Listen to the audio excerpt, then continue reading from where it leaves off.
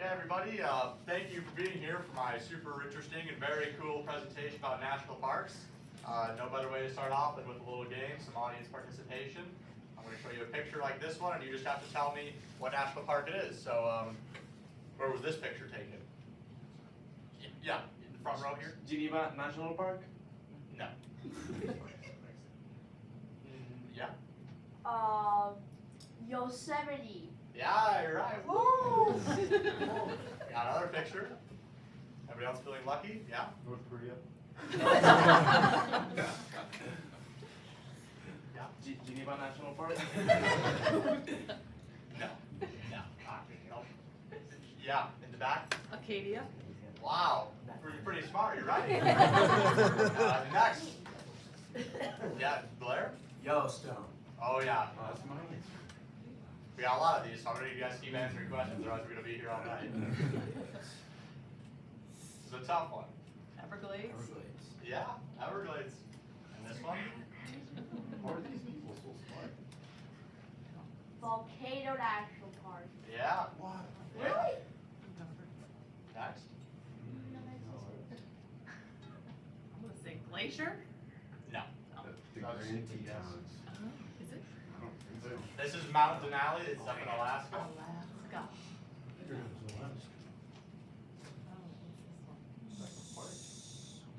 Great Smoky Mountains. Yes, Great Smoky Mountains. Sequoia. Yep, Sequoia and Kings Canyon. Grand Canyon. Grand Canyon, good answer. On a roll. This is a tough one. Isle Royale. Well, yes, Isle Royale. Wow. Nice. Good job. I'm glad you're here, otherwise we would have been here for a long time. Okay, so here's the outline of our presentation. We're going to start with some background, then we're going to move on to John Muir, probably the foremost naturalist who founded the national parks and also Yosemite, where he lived, Theodore Roosevelt, and the 1906 Antiquity Act. Then we're moving on to Stephen Mather, who founded the National Park Service, then automobiles and expansion, then the Civilian Conservation Corps and the modern park system, and then of course we'll finish off with our personal connection. Here's a timeline. You can see that John Muir lived about 1846. About 40 years later, you have Teddy Roosevelt, who passes the 1906 Antiquities Act. About a decade after that, the National Park Service is founded. And about 50 years after that, they undergo a massive expansion project. And then 50 years after that, we make it to roughly the present day. All right, we'll start with the background. So the concept for national parks begins with the beauty of God's creation and the belief that that beauty should be preserved. The catalyst for its creation of these parks is the commercialization of Niagara Falls and European ridicule. So a lot of European tourists would sort of visit Niagara Falls and they'd make fun of us because it was like a giant parking lot and they thought it was ugly and they're like, I can't believe you let this happen to such a beautiful landmark. Americans were motivated by competition with Europe. Italy has ancient Roman ruins. Iceland has like volcanoes. Austria has the Alps. But the U.S. has natural beauty in places like Yellowstone, Yosemite, and many other parts of the nation as well. So the first man to advocate for national parks is John Muir. He's an eccentric man and he has a pretty unique backstory. John Muir was a talented inventor, scientist, and logistics coordinator. He worked in a factory as sort of like the foreman. After an accident leaves him blind for a few months, he decides to take a break from the factory, leaves the city, and decides to spend some time in nature. He travels all around the world, particularly the United States. He travels to many places, and he eventually ends up in Yosemite Valley. He is awestruck with the beauty of the Sierra Nevada mountains. He takes up a job as a sawmill worker at a hotel in the valley. Muir is fanatical about nature. He would climb up trees during some really harsh thunderstorms to feel what the tree felt. He would stand at the very edge of waterfalls so he could feel what the water felt. And he would charge bears down in the woods to feel what the bear felt. So a little bit of a crazy guy. And after becoming well acquainted with the valley, he ends up becoming a tour guide. He leads tourists all around the valley, and he presents its scenic beauty to a lot of wealthy Easterners, maybe. These tourists are mostly wealthy Easterners, like I said, who take a train out west. They are lured out by advertising from the Northern Pacific Railway Company, who had sponsored many expeditions to the valley at the reports of its beauty. There are battles over whether the government or private companies should control the parks, since Yosemite is only a state park at this time and there is no National Park Service. The park ends up in the hands of the U.S. Cavalry, who control the park for over 30 years. Although the government controls the park, there's still significant private presence There's not many rules in place, and something you'll notice is these cavalry hats are kind of similar to the hats of the National Park Rangers today. That's because these are actually the inspiration for those hats, because the cavalrymen have the park under their control for actually so many years. Muir ends up leaving the park and visiting Alaska. He then travels back to California and gets married. He inherits an orchard, which he manages very successfully. He eventually gets stressed from all the work and decides to take another nature journey. He ends up back at Yosemite and is disgusted to see the level of commercialization the park has reached. It's basically like a carnival. People are doing whatever they want and leaving trash everywhere. It really makes him upset. So this prompts Muir to become a national park advocate. Why is it important? Well, he's pretty much the first to ever do it. He advocates particularly for Yosemite, but also Yellowstone and other national parks as well. And he influences many powerful people, such as Teddy Roosevelt. Speaking of Teddy Roosevelt, in 1883, the New York politician Theodore Roosevelt was alarmed by reports that herds of bison were being hunted to extinction because he was worried he would miss his chance to hunt one before they went extinct. Roosevelt was an avid hunter, and he stated that Americans unwilling to hunt should be unable to vote. He took many trips out west because he wanted to become as much a Westerner as an Easterner, sort of become cultured. The near extinction of bison and other animals made Americans realize that there was no frontier land to conquer. They made it all the way to California, and now we've got what we've got, and we have to take care of it. There were various misuses of park property. For example, visitors would engrave their names and addresses into different attractions.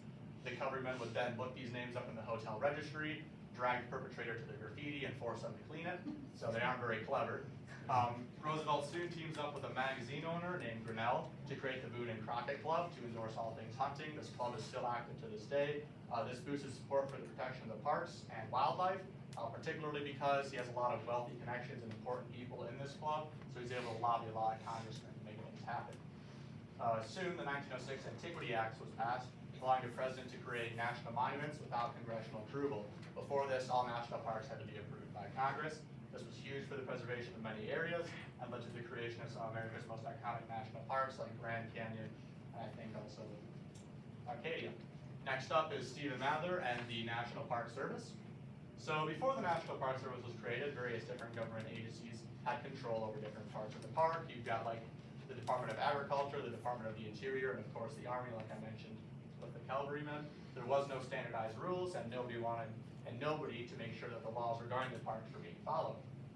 So in 1914, Stephen Mather visits Sequoia and Yosemite National Parks, and he is upset to see that the trails are in poor condition. He saw various logging groups preparing to turn the sequoia trees into lumber, which angered him even more. Mather petitions the Secretary of the Interior, Franklin K. Lane, who promptly tells Mather to come down to Washington and run them yourself. Mather agrees and assists Lane in managing the parks. Mather, luckily, was a millionaire due to his successful creation and marketing of 20 Mule Steam Borax, among other products. His wealth and connections helped him preserve the national parks and create the National Park Service. Mather starts advertising the parks more heavily than ever, turning the National Park Service into a matter of American patriotism and success. He works with railroad merchants to campaign for and preserve the parks. Railroads were very interested in this because they benefit from the tourism, and each railroad competed to own its own park. So for example, if you wanted to go to Yellowstone, you'd ride Union Pacific, but if you wanted to go to Yosemite, you would take like the Amtrak or something like that. Although Mather had been getting support, bills to create the NPS were often opposed by those who wanted to use the resources in the park. Mather responded by campaigning harder than ever. He made books of the serene landscapes and gave them to congressmen. These books became so popular that he ended up selling them to the public as well. In 1916, Woodrow Wilson signed a bill into law creating the National Park Service. Mather became the director of the National Park Service, and his apprentice, Horace Albright, becomes his second in command. Shortly after the National Park Service is created, Mather has a psychotic break, and Albright is left to run the parks all on his own. He faces pressure to allow private companies to use the park's resources for the war effort, since World War I had just started. Mather actually returns 18 months later, and he credits time spent in the parks to his recovery. Sadly, he ends up going through many more psychotic breaks, sort of periodically for the rest of his life, and he ends up in and out of his job and in and out of like sanitariums and things like that. Next up is automobiles and expansion. Of course, we got the good old Model T coming up here. People really like the national parks, and the visitors increased. The National Park Service was mostly the cause for this new fascination with national parks that made it, the parks and the service, a matter of pride. Matthews and Albright wanted to make the parks more accessible, so they partnered with automotive companies, like I said, Ford, but they also had a lot of Buicks there too. They understood that the more people who visit the parks, the more support and funding they would receive.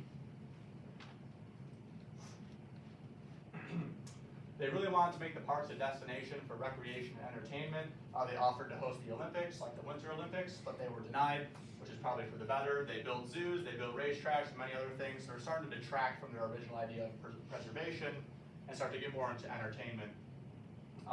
Ultimately, it was the Ultimately, however, it was the automobile that made the parks what they are today. By the end of 1920, the number of visitors to the parks exceeded 1 million.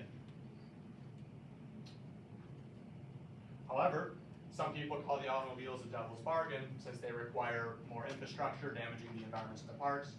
But I think it's probably a good decision because they would never have survived without all these tourists. The Civilian Conservation Corps and the modern park system.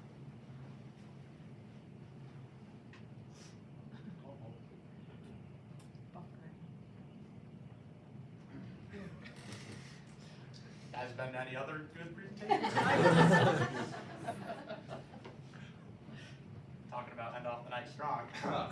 Okay, so soon national war monuments, battlefields, and other monuments became part of the National Park Service.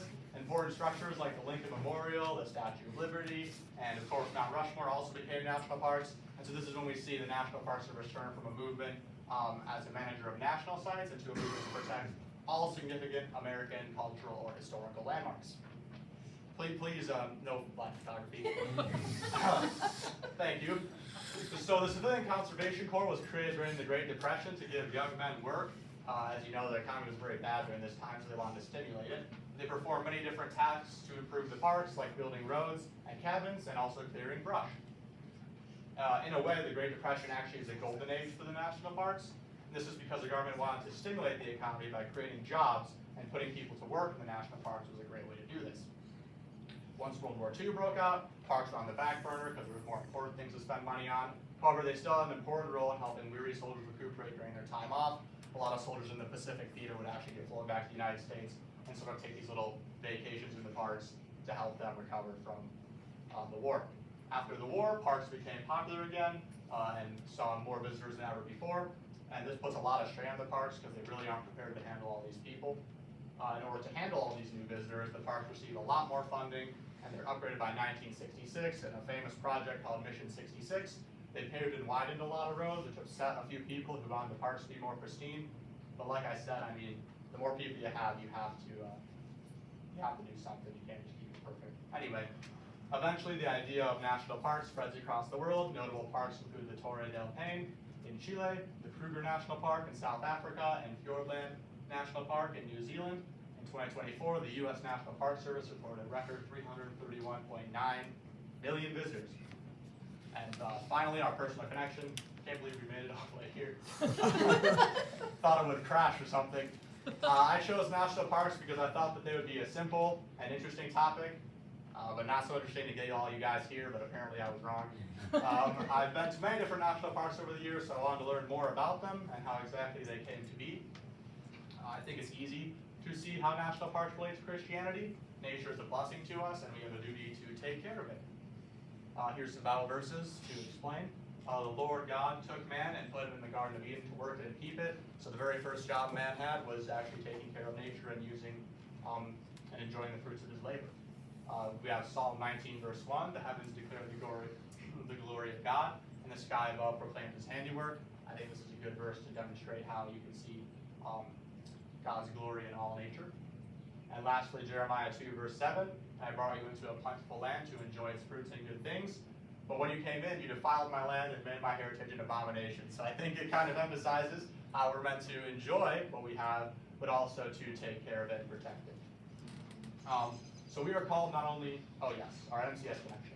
We are called not only to protect nature, but to use it and enjoy it. I think this is easily applicable to NMCS because of NMCS's location in a rural area. This means that many students have first-hand experience with the joys of nature. So whether people use it for recreation by snowmobiling or camping or hiking or hunting or provide for themselves through farming, it's easy to see how nature is God's gift. As Christians, we are obligated to care for, use, and enjoy what God has given us. Thank you for listening. Thank you.